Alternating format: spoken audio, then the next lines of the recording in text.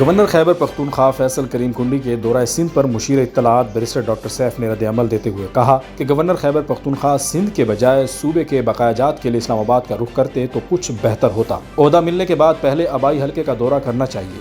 Governor وفاق کا نمائندہ ہونے کے ناطے صوبے کے حقوق کی جنگ لڑیں اور وزیر اعلیٰ علی امین گنڈاپور کے ساتھ مل کر بجلی کی مد میں وفاق سے صوبے کے بقایا جات لیں۔ لاہور میں پولیس کی جانب سے وکلاء پر تشدد کے معاملے پر مشیر اطلاعات بیرسٹر ڈاکٹر سیف نے مذمت کرتے ہوئے کہا کہ پنجاب حکومت اوچھے ہتھ کنڈوں پر اتر آئی ہے۔ وکلاء کی آئینی و قانونی جنگ میں ہم ان کے ساتھ کھڑے ہیں۔ لاہور کی سڑکوں پر احتجاج روز کا معمول بن چکا ہے۔ وزیر اعلیٰ خیبر پختونخوا کی مشیر برائے اطلاعات و تعلقات عامہ بیرسٹر ڈاکٹر سیف نے کہا کہ عوامی مینڈیٹ سے منتخب وزیر اعلیٰ اور پیراشوٹ پر آنے والے گورنر میں زمین آسمان کا فرق ہے۔ عوام نے آپ کو 4 مرتبہ مسترد کیا ہے۔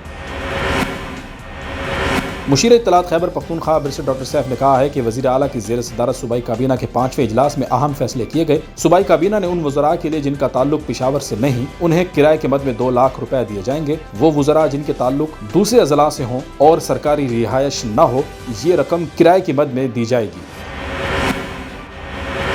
مشیر اطلاعات بیرسٹر ڈاکٹر سیف نے کہا ہے کہ سابق نگراں وزیر اعظم انوار الحق کاکڑ نے جعلی فارم 47 پر مہر تصدیق ثبت کر دی ہے۔ نااہل ٹولے کے پاس اخلاقی جواز تو پہلے بھی نہیں تھا، اب منہ چھپانے کی جگہ بھی نہیں ہے۔ مینڈیٹ چوروں سے پی ٹی آئی کا مینڈیٹ واپس لینا اب فرض بن چکا ہے۔ مشیر اطلاعات بیرسٹر ڈاکٹر سیف نے کہا ہے کہ جعلی فارم 47 ٹولے نے گورنر کے عہدے پر عوام کا مسترد شدہ شخص بٹھا دیا۔ جعلی فارم 47 سرکار الیکشن میں مسترد افراد کو نواز رہے ہیں۔ پی ٹی آئی اپوزیشن اتحاد کے ساتھ مل کر جعلی فارم 47 سرکار کو زمیں بوس کرے گی۔